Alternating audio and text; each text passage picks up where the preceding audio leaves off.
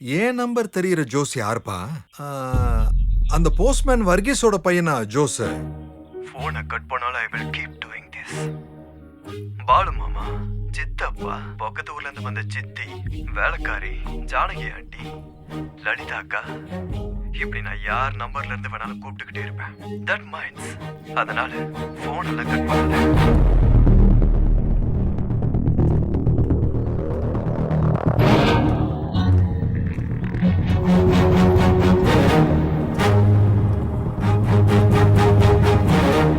Hey, who is the hell are you, man?